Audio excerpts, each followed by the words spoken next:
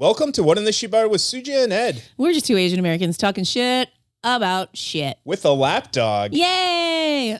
Hi, Artie. You're being a very good boy. How's your bone? This has been, what, week 5 now on that bone? He got a little, he's got a little mouth. It's so funny.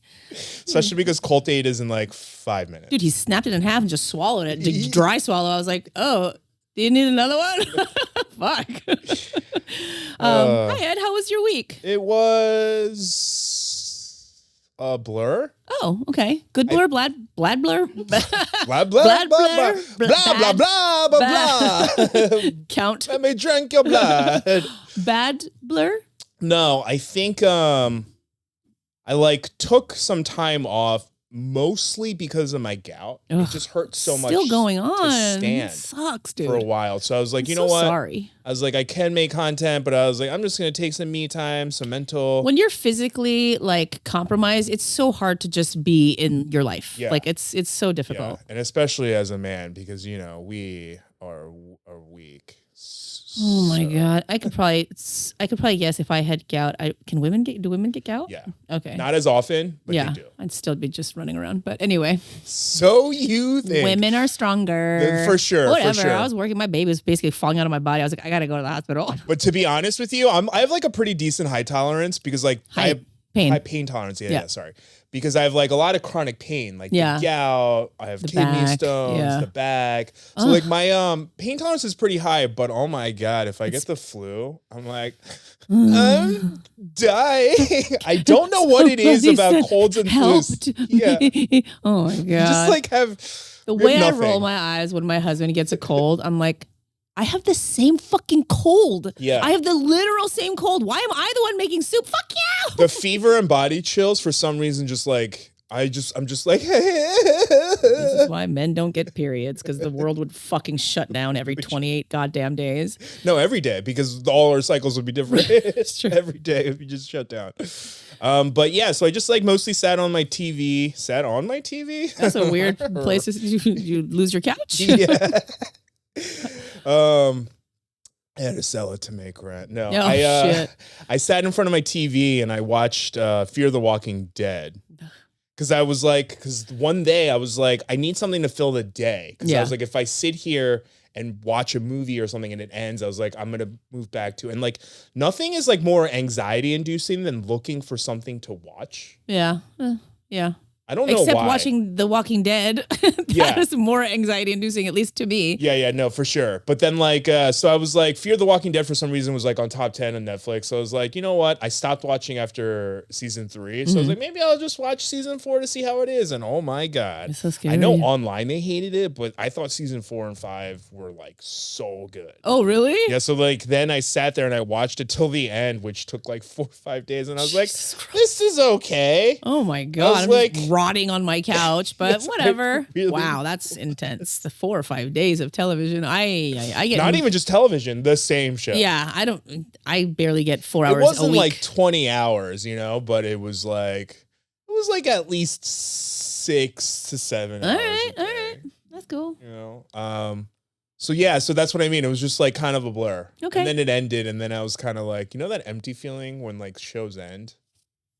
Yeah. That's why they say like binging shows isn't that great for you. Oh yeah. Because it's like so you feel like at a quickly loss. Yeah. You just like it's feel like this when you're planning a wedding or like planning a life event. Okay. Anyway, moving on. Wait, why? Well, like planning your wedding, like you plan and plan and plan, and every day is like, okay, I got to do this task, I got to do this, and so your days are filled with it, and then it's over, and you're like, oh. Yeah, now, I can imagine that with a wedding because you're like, you spend so much money. Yeah, it's like such a big deal. You take so much time, and weddings, especially hours. because the bride and groom is so busy, it ends like that. Right. So then at the end to be like, every wedding I've ever been to as a guest, or in the wedding or whatever, I go make sure to go to the couple and I say, stop, hammer 1 second. Yeah, do empty hammers dance, and then I'll say like, take it in. Give yourselves 5 minutes, just take it in. Don't think about anything. Just like really soak it in, because you're running around, you're taking pictures, you're talking. It's so much. So I'm always like, just take the time, because this is going to be gone and done so quickly. So good. All right. Well, that gave me anxiety thinking about that. I was like, oh my God, I think I would hate that. Oh my God, Ron, you're planning a wedding. I'm so sorry. Forgot. I'll help you. I'll make sure you're enjoying the process. You got to enjoy the process. Otherwise, the day goes by too fast. Yes. No synchronized dances, please. This is the part where you asked me how my week was. I was gonna get there. I was commenting about how as someone who's probably gonna be in the wedding party, no synchronized dances, please. No, God.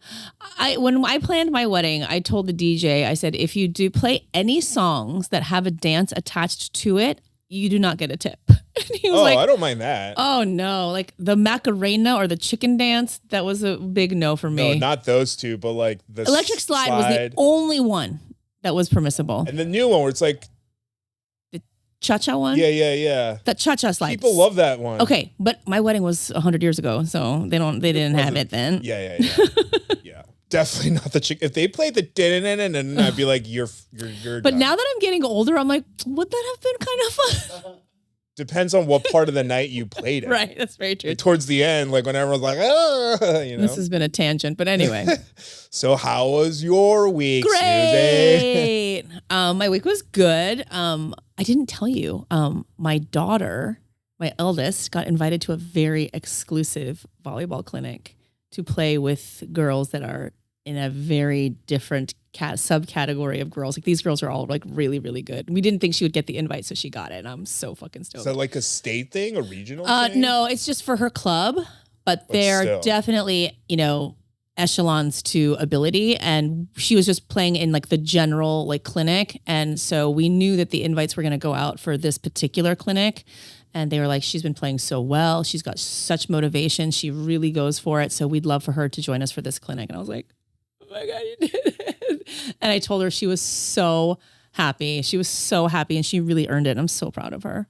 That's exciting. Yeah, good for her. That was really exciting. If you're watching this, congrats. Yay! You. I can't say the name of. And then we had Labor Day, which was fun. Oh, yeah. So the Sunday before Labor Day, my sister and I decided to drink. You were on the phone with us for a little while, a little bit of that. Yeah. And I don't drink, I hardly drink ever at all. And my sister, she likes to, throw it back, Yeah. And then do algebra. But oh my God, is that the weirdest thing? That was the funniest thing. I was like, your sister just becomes a stetereotypical Asian person. So she'll be like, drink. And I'm like, okay. And I'll drink. And she'll be like, watch me do algebra. I'm like, okay. Yeah. You're so good at it. And I don't know why she does it, but it's the funniest thing. She's so like, A plus B squared plus B squared. I'm like, yeah. I heard her just say the Pythagorean theorem in the background. And I was like, what is happening? She's so funny. She's so weird. Anyway, so that was fun. I'm still maybe a little hungover right now because I just don't recover in the same way. It's Tuesday? Yeah, it's been 2 days. 2 days, yeah. I hear that. Yeah. And then yesterday we just hung out with the family. We went and had some delicious sandwiches at Fatty Mart, which is my favorite place on earth. I can't believe you still didn't get the birria pizza. I can't believe you didn't force your daughters to get the birria pizza. I can still go right now. I can go right now. That place is great. But then, I've had some drama in the last 2 days, which is just so fucking annoying. Like the most ironic part about having TikTok drama, number one, it's so embarrassing. It's so embarrassing to have to address TikTok drama. But two, in my most recent instances of TikTok drama, they were cases where I was like literally removing myself from situations to avoid drama. And those things have created so much drama and it's so fucking frustrating and annoying. It's like, and people are like, well, why did you address it at all? Why are you even talking about it? It's like, I need people to understand that when you are a creator on an app and somebody makes a video about you and names you erroneously, names you in that video, because the thing is I had, should I just tell the story? I guess I have to, because people aren't going to know what the fuck I'm talking about. Yeah, I'm going to. Fuck this. So I'll just give you the backstory for those of you who maybe aren't following us on TikTok, who don't know about the drama, who are smart enough to have FYPs curated to the point where you don't see this kind of shit. But definitely talk about it, because now I'm going to bring up Chad Kubanoff. Right. So there's a creator on the app the page is called TheKoreanMama, and it's a mother and son who create relatively wholesome content where she goes around and she eats, new foods that are new to her. And it's really cute and it's really fun. And the son, Ed, is the one who, I'll call him Eddie, because just to distinguish Ed from Eddie. It does get really confusing in the comments. Oh my God. Yeah. So Ed, we'll call him Ed Kim. Because it gets confusing in the comments. Yeah. It's run by her son, Ed Kim, and they're really great. And I've interacted with their content a bunch, and I've left comments saying how great she is and how hilarious and love her. And you even defended her that one time when she was basically attacked at Porto's. Yes, she was attacked at Porto's, and I made a video in support of her because I felt so bad for her that she was going through something that was just like really unfair. So innocent, too. So innocent, so unfair. And so I made a video in defense of her. And so I think that me and that page are relatively cool. I don't think that we're friends or anything. We've never interacted. I think we're like friends and friendly. But like as a creator, maybe not everyone doesn't operate this way, but I try to be as supportive as possible. Absolutely. Especially when I see that we're like in the similar space. We share community, creator, right? Or like if I like your content, whatever it is, I'm very supportive. I will comment as often as I can. Exactly. Yeah. And that was what I thought I was doing. So in my mind, I think like we are copacetic at the very least. Yeah. And so then I, unfortunately, again, was brought into this drama online a few months back. And I see that the account is, liking and emojiing on, comments made about me that were incredibly cruel and disparaging and just like really unkind comments. And even to the point where very catty and mean girl. They themselves were commenting like laughing emojis on videos disparaging me. On the Korean Mama account, which we know the mom doesn't run it. She's the star. Yeah. Right. She's the star, but she doesn't run it. Yeah, she doesn't run it. He runs it.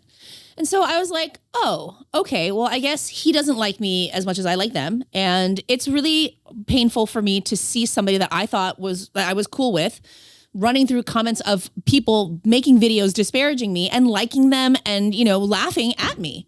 I don't like that. That's a bad feeling. That feels bad to me.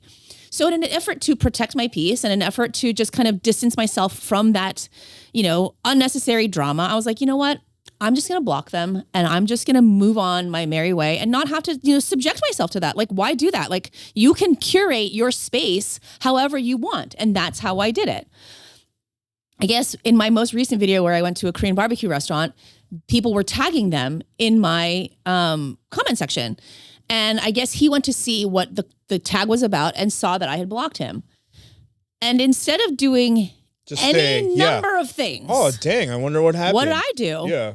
And I actually did that once to a creator that I was mutuals with. They had unfollowed me and I was like, hey, if I did something to offend you, let me know. Your unfollow is your unfollow. But, if something happened, and they're like, oh my God, that was totally a mistake. I'm so sorry. Yeah, and but to be clear, you guys were never mutuals. No. Yeah. We were never mutuals. So me exiting that scenario shouldn't have been an issue. Right. I don't even know that you know me. Right. Right. Yeah, I know. I was so angry too. So mad.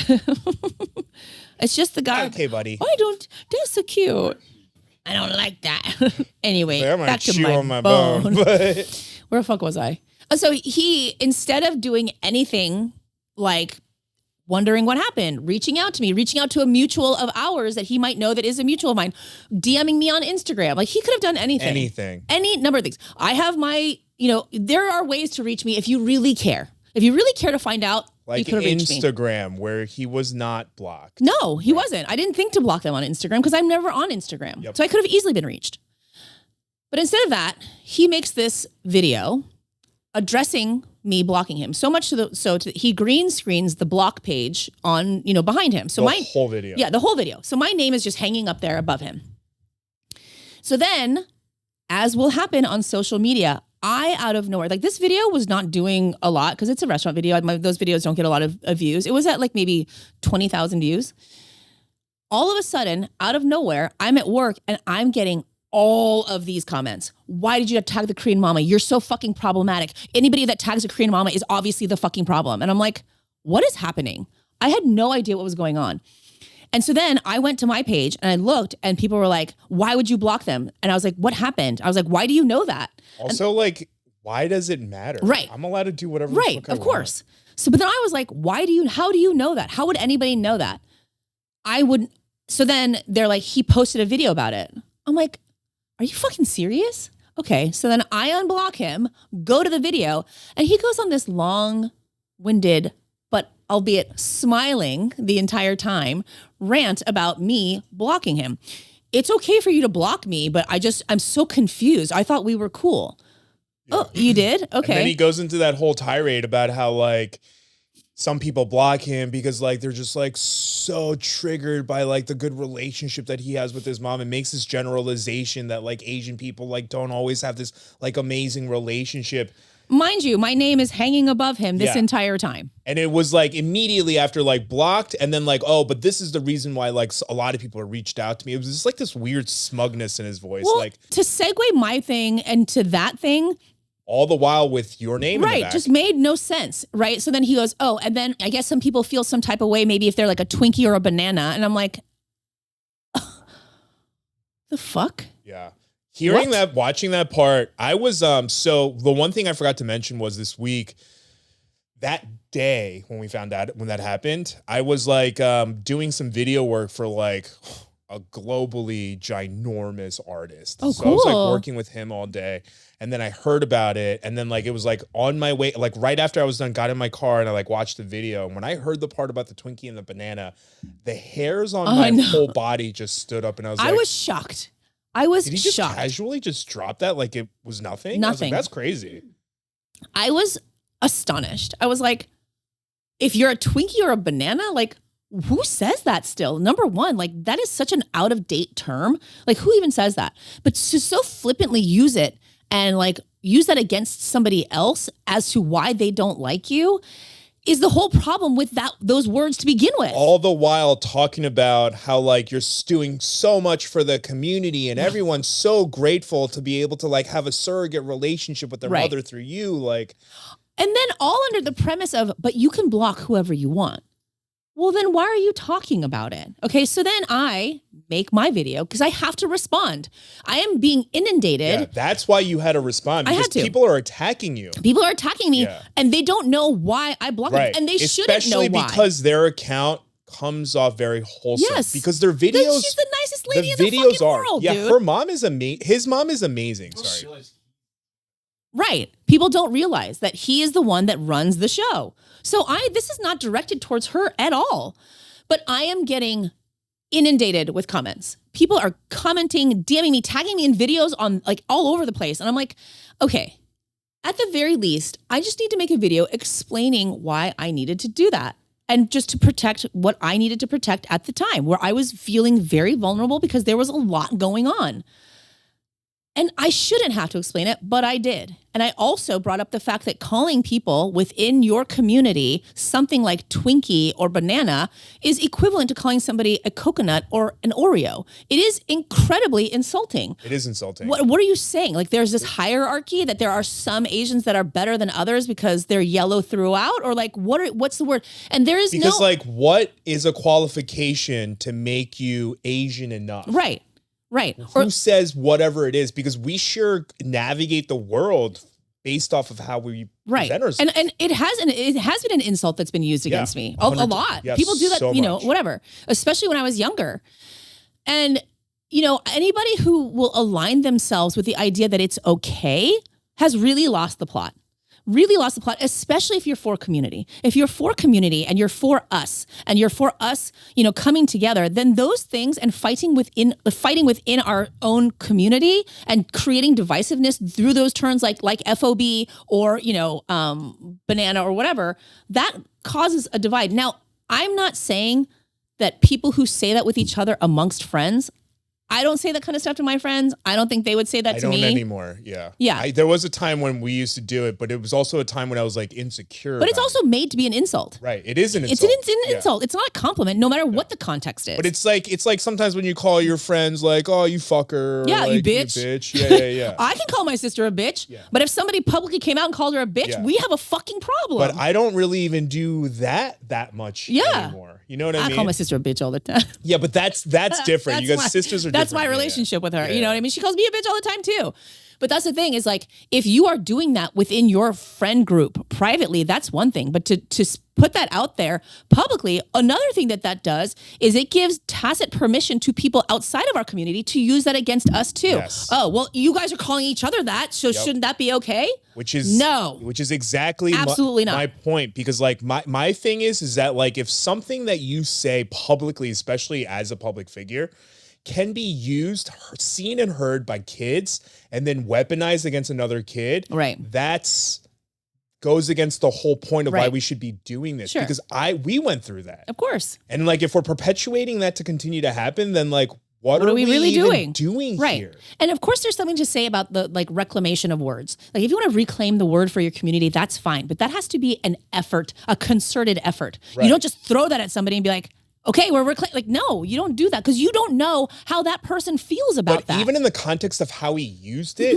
was classist already. Oh, I guess if you're like a Twinkie or a banana. I think elitist is maybe. Yeah, but that still creates a class divide. You know what I mean? Right. And I get that it's akin to colorism. Yes. It is. It's akin to colorism because I have X, Y, and Z attribute, then I am better than you for those reasons, which means that you are now in the hierarchy of this group beneath me. Right. Which like is not oftentimes in our control. Right. Transracial adoptees, people who are mixed race. Right. Like we don't get to choose where our family decided to live. Or like, people who are born and raised here whose parents worked all the time. Right. So maybe access to language or to tradition or culture wasn't as accessible to them. Or maybe they just wanted to try to fit in because they felt, because people were, then that's the thing. But that doesn't make you any less Asian because again, that's how we experience the world because that's how people see us. Right. And that's the thing too, is like, so from the Asian community, you're called a banana. And then from another community, you're getting called the CH slur. Yep. It's like, okay, well, so I can't win because I can't hide what's happening here. And you're saying what's on the inside isn't good enough.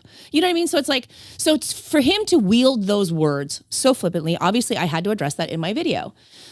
Then in a very expected turn of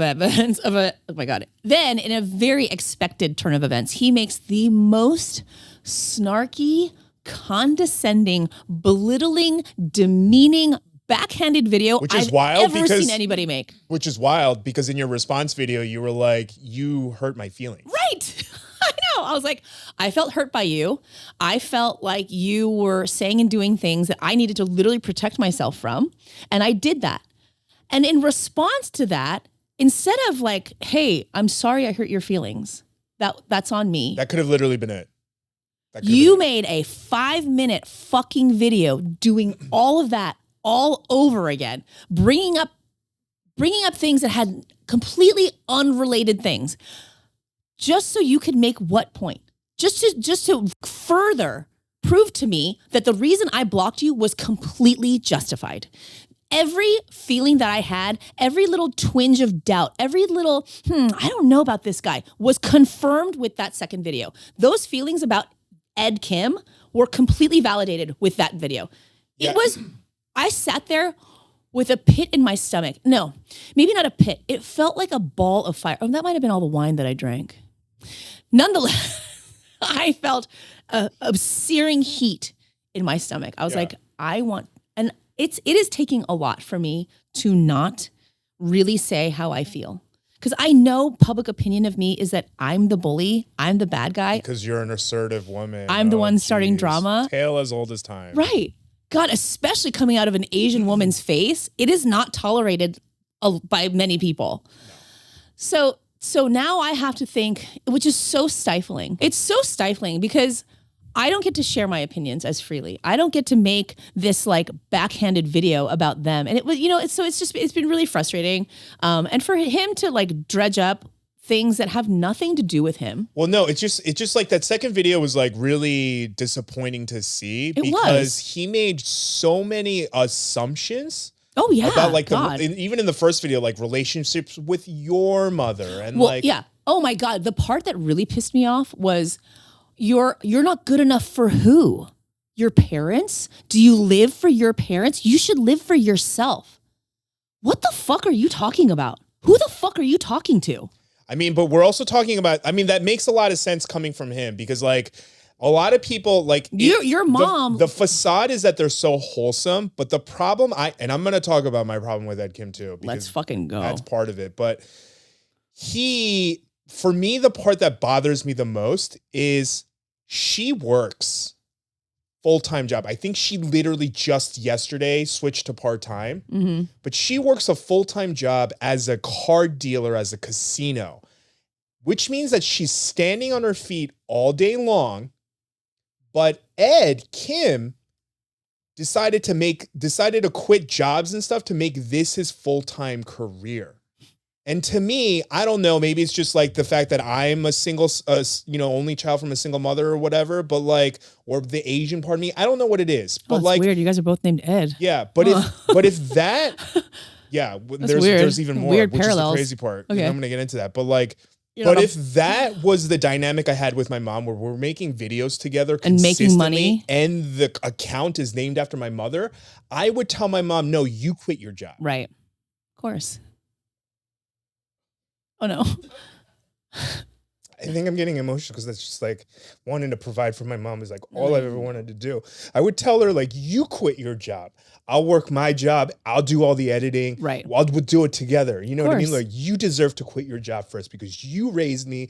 All these videos are about you eating, you making food for me. You're like, the face of the fucking page. Yeah, you deserve to have a comfortable life, a more comfortable life. You know what I mean? Like I'm still young, just like my mom told me, she's like, what I would give to be like in my 20s, 30s and 40s again. So I can like do all the things that I need to do. You know what I mean? Like I'd be like, I can do that. You know what I mean? Right. And like, that's the part that was originally iffy for me. But for me personally, I liked her videos initially because just like the mother-son duo is just like heartwarming to me. I followed them. But the part that really got to me was that like she had an older son she had to give up. Yeah. And that video came out literally like right around the same time I made the video about finding my siblings. And I remember watching that video and being like, oh man, there's so much hope for me to connect with my siblings, I like went on their page. I give like such support. I was like, I'm so happy for you. And there were people even like commenting under it being like, oh man, when I saw this video, I like thought of you, you know, like,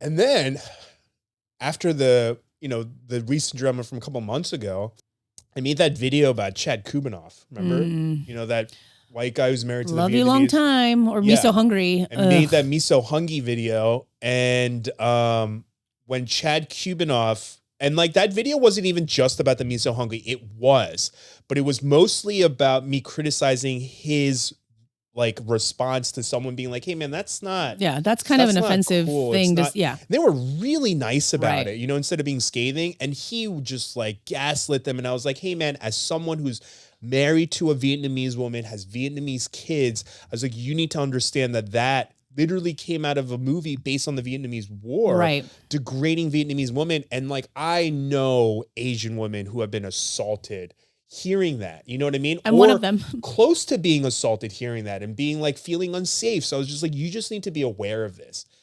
And then Chad Kubanoff, we talked about it before, made this like super passive aggressive like video being like, hey man, if you want to talk about it, like we could talk about it. Shut up, Chad. Yeah. Like I don't owe you anything else. I told you everything you needed to know. Now it's on you to do the self-searching. Right. In that video of Chad Kubanoff's, Ed Kim, under the Korean Mama account, wrote, yeah, I saw that other guy's video. He knows who you are. We have the same fucking name, bro. So like it was already such a catty, like dismissive comment. He's a fucking mean girl. Yeah, he is a mean girl. And then he went further on to be like, oh, but you're doing great things and like, we love your content. But the person advocating for our community, that's not great things. And I don't deserve to even have my name be known. That's not even the big part, to be honest with you. It just like is a little bit sticky because like, I know he said that on purpose. We literally have the same name. Right. Don't act like you don't know who I am. Right. And like, if you go to my videos, if you tag me, it literally just says @Ed. Right. Like, it's so obvious. Right. You know what I mean? So it's just like, that really rubbed me the wrong way. As it should. Yeah. And that's the point when like, I didn't block him, but I unfollowed him because I was like, because it wasn't even that one video. No. Okay. No. We never were. Because I'm assuming something about me made him insecure or whatever because he didn't want to follow me. Some people are like that. Right. Like some of us aren't like, oh my God, you're Asian, you're a creator. Like we have this whole community. We have to be supportive. Like some people get like weird and like competitive about it. And that's my assumption. That's my speculation. Hey, he loves making assumptions. So why, let's fucking go. Let's make assumptions. So yeah, it just was, so I just was like, I was so supportive and not just that video. You know what I mean? Like liking every video that I saw, leaving comments. So I was just like, you know what? If you're going to be like this and not supportive, like I'm not going to, it's not going to be a one-way supportive streak. You know what I mean? Like screw that. So yeah, so then to see all of that and see someone taking sides, especially with like drama that didn't include any evidence whatsoever and nothing but hearsay, like it's just so wild. It's so wild. It's so wild. It's also just so entirely unnecessary and really just gets everybody off message. And I think it's really frustrating. Like, obviously, I know that I make really assertive videos about things that I find very problematic or troubling or whatever. Right. And sure, when people are being asshats, do I get a little snarky at them? If you're stealing an Asian creator's content, I'm going to fucking call you out. Yeah. But I feel like I could be doing it in such a more aggressive way. And like people call me a bully all the time. And they call me like somebody that they're always saying that I'm trying to create drama. And when I am taking people accountable every measure to not be in drama and then have people pull me into drama and then have to defend myself and have people be like, oh my God, you're being so dramatic. It's like, how can I win this? It's not like winning. How do I just avoid this? Because I don't want to be in the drama. So I create space. Then they want to create drama with me, then bring people into my space that I have curated to not have that happen in. And then I have to respond, and then I'm the fucking bully. Like, it blows my fucking mind. Right. And it has everything to do with me just like not being one to take somebody's shit. And if I'm not taking your shit, you're going to find one of two things happening. You're going to find me just guns blazing, just coming for you, or I'm going to just completely disassociate myself from you. You're going to get one or the other. So when you get the blocking, I don't understand people who take blocking as an offense. I blocked you. It hurts a little bit, but like it's not like you have to, a declaration. You of have war. to big picture the whole thing. Yes. If I blocked you, it's because you've either said something or done something that I do not align with, and it could be anything. I think your haircut is weird. I don't like the sound of your voice. I don't like the things that you said. I see the comments that you like. Yeah. Whatever it is. And that's not necessarily what Susie is blocking them people for. But like, I know for a fact 100% that's what people block me for. People block me for whatever reason. That's fine. And frankly, none of my business. Because really, what does that mean? You blocked me, which means you don't want me in your space. Which then probably means I don't want you in mine either. So that's actually just doing both of us a favor. Yeah. Do us both a favor. If there's something that you see that is a problem between you and I, great, block me so then we can avoid whatever problems we have in the future. We don't have to have problems with each other. We can avoid this entirely, which is what I try to do. But here I am again and now there are so many people making videos about it, think pieces. Which is actually kind of like wild because like, yes, all of this happened, but it all happened within like a 3-hour span? Yeah. It was quick. And then like he deleted those videos. So it was like beginning, done, over, gone. Yeah. Almost. But there's residual. Of right? course. Because the internet loves drama. So there are people that saved his second video. And I will say, overwhelmingly, people are like, yeah, that guy Ed Kim's a fucking dick. Well, I think that's what it is. Really it's like, and I think he knows how wholesome the account comes off. Yeah. And he uses it as a shield, which means he uses his mom as a shield. And all of that to me, I don't align with that. So cowardly. You know what I mean? And again, especially as an only child, like single mother, like our job is to shield our parents, not use them as a shield. Right. Oh, and then he said the shittiest thing in the video. He goes, He's talking about me like making TikTok shop videos. And I don't know if you guys know this, but it's not as easy for people to make money on the internet as you all think. Like, we are not just like Scrooge McDuckin around here, like just rolling around in fucking someone gold literally coins. said that to me yesterday. They were like, you're making buttloads of money off this app. And my buttload is empty. Yeah. There's no buttload. Also, I didn't want to say this to them. I was like, yeah, I'm making so much money that I Uber sometimes on the side. Also, if you see me Uber. You didn't see me. Yeah. I still work my regular job. Like, what are people? Right. I don't know. Okay. There are influencers that get paid $15,000, $20,000, $30,000 to make ad videos. I'm not one of them, and neither is Ed. So yeah, we got to do what we got to do to make ends meet. And if we have to make a TikTok shop video about products that we're using, I'm going to do it. So then he says in his video, like, because he had said something shitty about, the videos that I made, 2 videos, vacuum videos that I made back in like January that I haven't made vacuum videos for since, which is so insane. He says, well, I respect, he doesn't know, he's not saying I respect that. He's like, I get that, get your bag, sis, make your $2. It's just so condescending.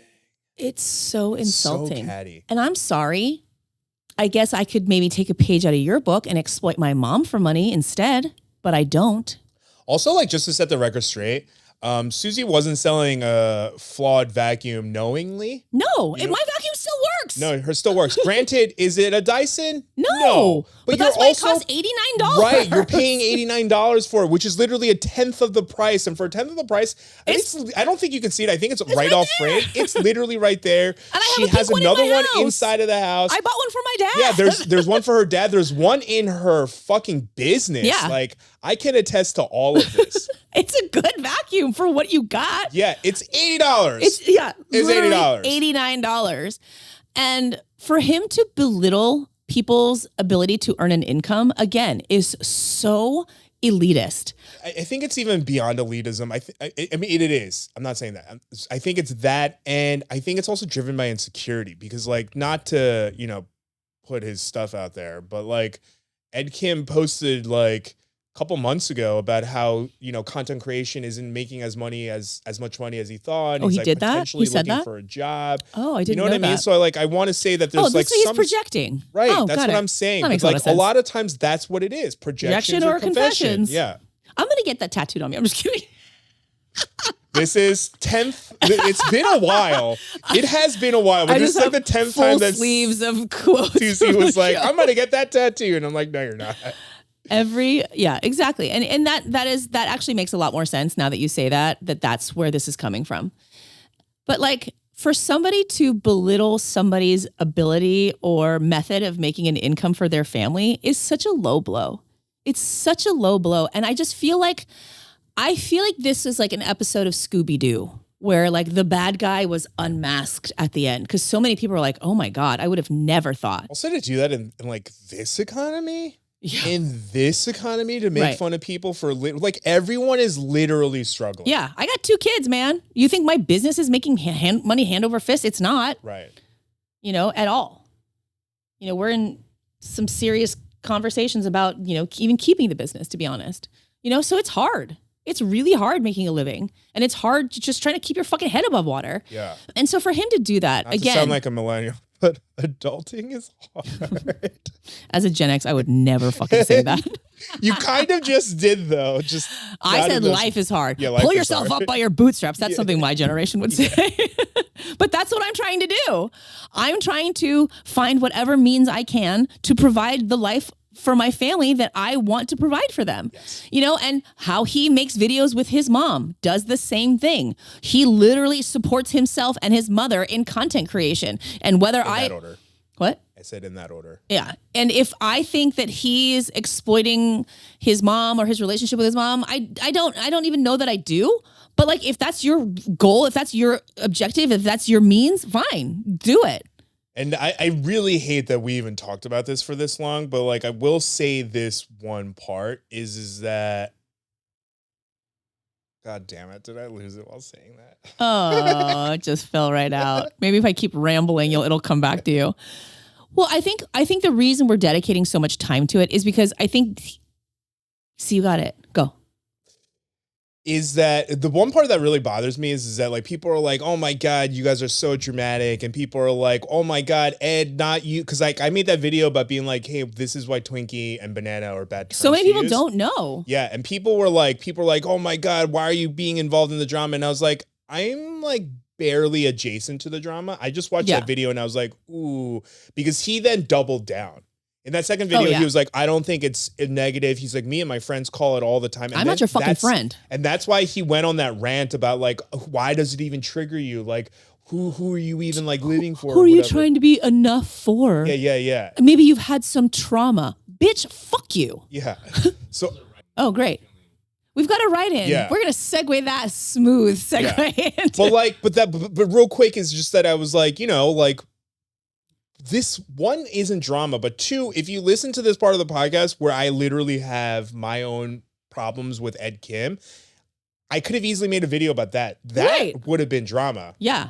Arguably, some people are going to be like, you're talking about it now. No, I'm addressing it now. Dude. We're addressing it now because it needs to be said. Because it keeps presenting itself. Right. Are you joking? If I wanted to be dramatic, do you know how many different videos I could address and bring in and funnel in the drama? Like making 30 to 40 to 50 videos. Fire hose drama onto the fucking internet right now if I wanted to. Making like 20 to 30 to 50 videos over the course of like what, 3 months and like crying about it and making yourself the victim all the time. That's drama. Like let's have some drama. Talk about insecure narcissism based drama. Like I think we have a write-in. Yeah, we do have a write-in. Thanks, Ron. Ed, you want to take this? No, you read it because I think I should read the. Hi, my name's Aria. She, her. I'm 21. Your guys' podcast is my favorite. Thank you. I love watching and listening every time you put out a new episode. I'm half white and Filipino. My question is, how do you feel self-love and acceptance being both Asian and white? I grew up and still currently live in a very conservative, mainly white state. I've never felt quite white enough yet. At the same time, I'm not Asian enough either. I always feel casted out by white people for not being white enough and then shunned by fellow Filipinos for not being Filipino enough. I've been struggling to love and accept myself because of that. I've been struggling to love and accept myself because of that for most of my life, feeling like I have to be more of one than the other, unfortunately. I was wondering if either of you have any advice. Thank you so much. This is a great question. Yeah. And it's difficult. And I think it's difficult for all types of Asian people living, in the United States, because I live in a very highly Asian saturated city. I live in Los Angeles, which I think has maybe the largest, maybe next to New York City, the largest population of Asian people, in the country. The largest population of Korean people. For sure. So even in that, there is its own issues. And there's, of course, nuance in everything. And I know that it's really difficult because I feel like that. And I live in a highly, diversely Asian, place. So I can completely understand how you would feel that living in a place that's more isolated from that. But those problems are run parallel to each other. They just present themselves in different ways. Like the whole banana Twinkie thing. I've had to deal with that. I've had people say that, that I am, a whitewashed Korean. And because I speak the way that I speak, which I've never really understood, I'm just speaking English like people speak English. But because of that, like it would be really weird of me to speak with a Korean accent since I've never lived in Korea. That's a really bizarre thing to expect of someone. But I get that. And I also get, obviously, from non-Korean people who can very clearly identify that I'm not white. Any number of things that we've talked about, over the course of the last couple of years or for the last forever of my life. So how can you love yourself? You just have to make the effort. Yeah. You just have to make the effort. And you have to, I think, really put in the work to understand why people say those things to you and why those feelings make you feel the way that you do. Yeah. And I think it has a lot to do with society at large and a lot of people projecting, in many cases, their feelings about themselves onto you. Yep. And when Asian people make you feel like you're too white, it could be for any number of reasons. Maybe it's because they themselves have been victimized by the FOB stereotype so that they feel like they have to project and lash out to equalize the playing field. I don't know. And white people, obviously, or non-Asian people who project onto you how their feelings about you being Filipino, again, has any number of things to do with colorism, hierarchy, economics, politics, racism. I mean, you name it. So you have to make a concerted effort all the time to practice self-love, self-preservation, creating and cultivating your own spaces, and making sure that you are very on top of understanding that a lot of those things have nothing to do with you. Yes. The older you get, you do start realizing that people are just projecting their insecurities. Oh my God, constantly. Based off of their experiences, whatever it may be. But you just have to realize, you just have to continue to remind yourself. When Susie says you have to do the work, a lot of the work oftentimes is just like, you just have to remind yourself of things. Like, you have to remind yourself, like, who the fuck are they? Right. Who the fuck are they to decide? And who the fuck am I? Right. Who the fuck am I? I am a good person. Exactly. I love my culture. I love my heritage on both my parents' sides. I make a concerted effort to learn about so many things, and not only of myself, but of others, which makes me appreciate other people's cultures more, which then makes me, and that fortifies those feelings about myself. Yes. It fortifies the positive feelings of myself. And like, what a beautiful thing to have more cultures in your life than just one. That's wonderful. Yeah, you have to continue to remind yourself, like, who the fuck are these people? Like, what gave them the right to come up with the qualifications of what is Asian? Yeah, who dictates how Filipino I'm supposed to be anyway? Right. And then you, like Susie said, you just have to remind yourself, like, who you are. And like, I can't stress this enough, the importance of community. Wherever you are, you're at that age. If you are able to somehow go somewhere else, find a community, find online, whatever it may be. Once you find that community, you will realize that it was never about you.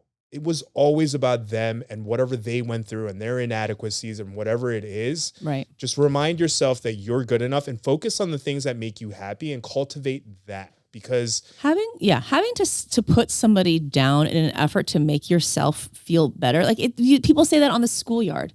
We get told this from when we're kids, but it's really true.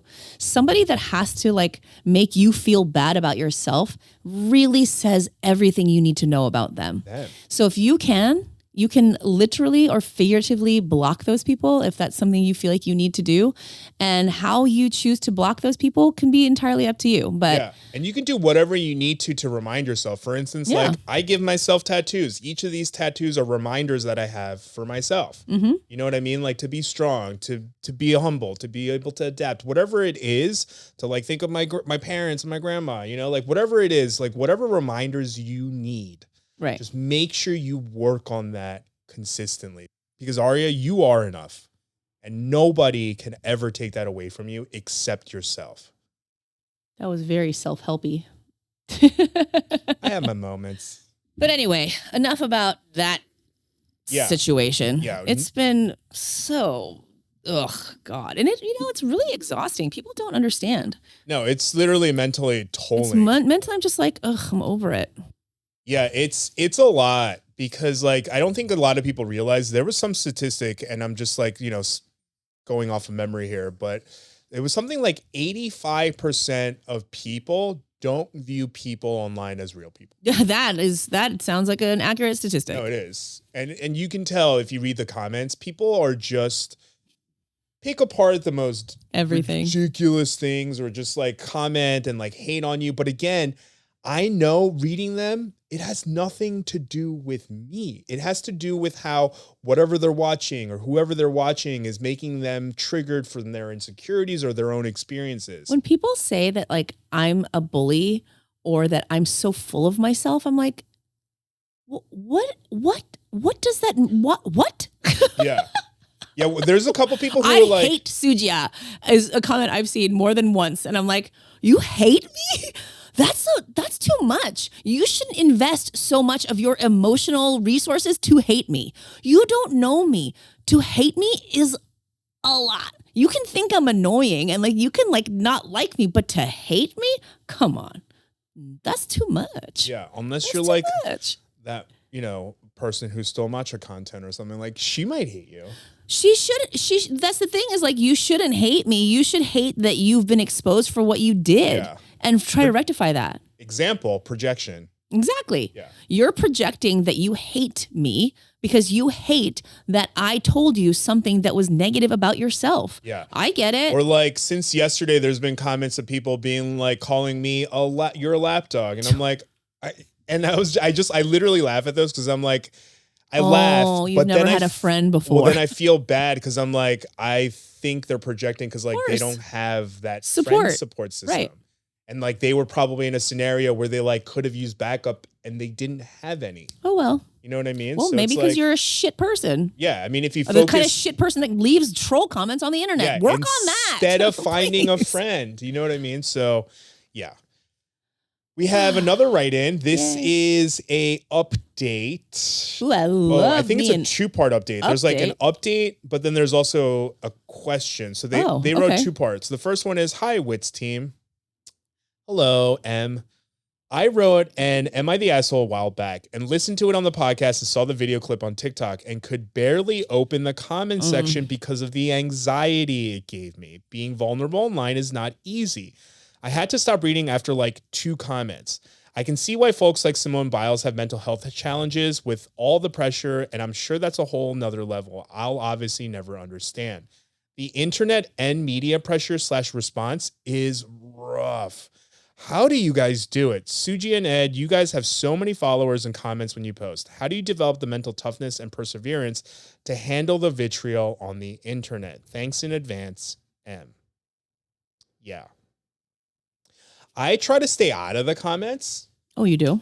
I try to stay out of the comments. Wait, I feel like that is an abject lie. No. Really? Yeah. I would say like 90% of the time I stay out of the comments. I post, that's smart. I close I post, I reply like to the first couple commenters. So like if timing is everything for my interaction, and then I'll close it and I will most likely never look at those comments again unless I know that the comments might need a little moderation, you know, if like there might be some anti-blackness or hatred or, you know, like anti-women stuff, like whatever it is, like then I'll go in begrudgingly, I'm going to be honest, and try to just like scroll through real quick. That's why I ask people to tag me in the toxic comments so I don't have to read through the whole comment section. I can just go to the mentions and just go click, delete, block, and then just do all of that. But I don't, because even though I know that it's not about me, it still affects you a little bit. And I'm going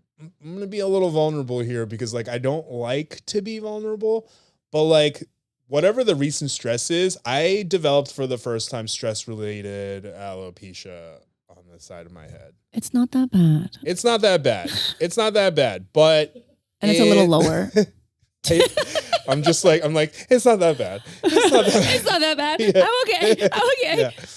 But like, I went to go get a haircut finally the other day, and you need a haircut when Susie's like, you need a haircut. I was like, Ed, yeah, it's time. Because people are always like, oh my God, did you lose weight? And I'm like, no. My head just looks really big compared to my body now.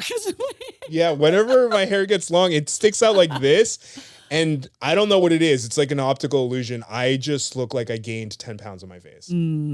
Yeah. Like you don't look like one of those. Hopefully look skinny as fuck right now, right, guys? Brick heads. What was it? Bear brick. You don't look like a bear brick though. Not at all. So I went to go get a haircut. I just learned what one of those are. I just went to go get a haircut. My barber, right before she started cutting my hair, was like, so just to make sure you don't think I did something, but she's like, you have stress-induced alopecia. And I was like, what did you say? Yeah, but you also just went through a really stressful time with your work, you know, that you've been doing online, and there was a lot going on. It's understandable. And I don't know that it's directly related to just being, I think it was a compounded thing. It was a lot. Because when she said that, I was even like, I don't even remember being that stressed. And I was like, oh, that's because I was stressed consistently every day. I think you PTSD'd out of your mind because you were very stressed, and there were days on end that you were not sleeping. Yeah. You were catatonic at times. I was like, Ed, you all right? Yeah. Check in, buddy. What's going on? You know, and so I don't think you gave it enough credit as to how stressful it really was. And, you know, so those things will manifest and present physically. Not because I was like centering myself in a story, but because I was advocating for somebody whose voice was not being heard. Right. And that is the right thing to do. Right. What were we talking about? How I manage. I do read comments. I don't read them all because it can be really stressful. So what you can do on TikTok is when you first put a video out, your video will go to the majority of, for the first wave of videos that go out, the video that goes out will go to your followers. It goes to random people. Then that's good because usually those are all really positive. It doesn't usually get negative until a few minutes later. Weird. Maybe I'm just so palatable. I'm pretty sure the TikTok algorithm, the way it works now is like when you first post it, it gets sent out to random people. Well, truth be told, whatever it is, I'll read only comments from the beginning and then I will kind of like pepper it in just to kind of check the temperature on a video and just to see, how it's going. But a lot of the times, a good majority of the times, the comments are coming. If it's a person I know, and, am mutuals with or whatever, we can have some banter or whatever. And then, a lot of times it's trolls and I'm just like, okay, whatever. You don't actually even exist. Or bots. Yeah, literally. But I always make sure that I am doing things that fortify me mentally and physically. I work out 5 days a week. I coach my daughter's volleyball team at school. I'm very invested in what my daughter's lives are. I make sure to go on date nights with my husband. I make sure that I, check in with my parents and see how they're doing. My sister lives 4 houses down, so I'll go, and talk to her, and I go see my nieces, and I call my other sister that lives, out of state, and I talk to my other niece and my nephew. So I just do things that restore me spiritually and emotionally and physically. Yes. That too. It has to be just this really well-rounded approach for me because like we were saying, these things will manifest inside of your body. And so I like to outside too. I like to lift really heavy weights and grunt while I'm doing it. And that helps me a lot mentally. Yeah. I feel like it just like women will come up to me in the gym and they're like, you're fucking so strong. And I'm like, I have a lot of internal rage. And they always laugh. But part of it is true. I output that energy through physicality and it helps me so much. Like I am not mentally clear unless I've had like some kind of sweat output from my body. Yeah. That helps a lot too. It definitely helps. But I would be a liar if I said it doesn't affect me. No. I'd be a fucking liar if I said it doesn't make me upset. And I can feel it. I can feel when I lose patience with my kids, if I'm like really short with them for them doing something. And I'm like, I'm so sorry. This is not about you. What did you need? What are we doing? You know what I mean? And I will definitely make the effort to fucking check myself. I have to check myself and be like, babe, this is not about you. I'm so sorry. Yes, let's go do whatever. Hold on. Yeah. Also, yes. Sorry. My daughter's best friend is also going to be in the special clinic. Oh, you know which friend I'm talking about. Oh, yay, thank God. Bestie. Yeah. Okay. Ooh, okay. Okay. We were nervous. Also like emotional support dogs. Oh yeah. Walking my dog is one of my favorite things to do. Oh, like not even walking my dog. Sometimes I'll like read a bunch of bad comments and I'll literally just go, Archie, I need you. And then I'll pick him up and I'll, need kisses and stuff. And he's like, I'm actually working on a bone right now, my emotional support bone. So it's a good bone. And then that makes me feel better. Sorry. Jesus Christ. Yeah. He's usually not that squirmy. What was I doing? That was awkward. But that's okay. So yeah, but thank you for asking and checking in and, asking that question because people do forget that there are human beings doing these videos. Like I'm not a robot. I don't just like hit an off switch and, go to sleep at night. It's not that, so I don't know. Check in with your favorite creator. Check out your favorite creator who is going through a stressful time and make sure that, you show them a little support because it feels really good when people, care that you're a human being and that you're experiencing human emotions and that you are deserving of support and love. Also, if you have left comments on my Happy Birthday Mom video, I just want to let you know I've not read them yet because I don't want to sob cry and I just would rather do it for the first time with my mom. So that's probably when you'll get a response. And I think that's okay. FYI. Creating boundaries. But M, who wrote the last one, actually has an update because as they stated, they wrote an Am I the Asshole a while back. And if you remember, it was the Am I the Asshole to my mother for not speaking to me after asking her to take care of my father, if you remember that. So if you're about to listen to this and you're on any social media and you're about to leave a comment, just remember that Em might read these comments and she has a little anxiety about it. So be kind, please. So she writes, just listen to yesterday's podcast where you discussed my question. Thank you. Heart emoji. You guys are the best. Soogia, appreciate your perspective as you're totally right from my mother's lens. That's probably what it felt like. It wasn't until I cleaned out my dad's house/papers, I found the court depositions of how ugly their divorce really was. Yeah. I was only about 8 years old when they finalized the divorce, so never really knew how bad it was. And Ed, yes, I agree. It feels weaponized. And as Susie says, I think her coping mechanism is just to stonewall silence. And I agree, and it is severe since I am her only living child. She has 5 grandkids, 3 on my brother's side and 2 of mine. And she is also choosing not to have a relationship with. To be fair, the caregiving time was 2 years prior to his death, and my father asked me to ask her, which led me to believe the relationship was in an, quote, okay state for him to ask her. Complex for sure, because dad asked to be put in the middle, and it was weaponized against me to this day. However, I understand how insulting it might have felt, and I have blanket apologized via emails and cards. But as Soogia mentioned, her method of processing is just her way. While I wish for better for her and for myself, this is a situation we're in. Just having a hard time coping with it all. Now that both my father and brother have passed, she was all I have left, and she's chosen to take such a severe route. Now I'm all alone, and it hurts. Sad face emoji. Thank you for taking my question. No need to do an update unless she comes back with anything. I'll let you know. For now, it's a comfort to know you guys are listening. With gratitude, Em. Oh, Em, I'm so sorry. That's so painful. That's so painful. But yeah. I guess, maybe at this stage and my hope for you both is that things improve and you get better and you can, mend your relationship. But if somebody, like we're talking about boundaries, right? We're talking about that. Like if somebody has created space and does not want you in it, it's maybe for the best at that time. Because who knows what your mom is really going through, and these things can manifest in different ways, and those things could be either potentially harmful to you or hurtful to the children, or might make the relationship worse if she's just not ready to come back from it. How can you love them from afar, though?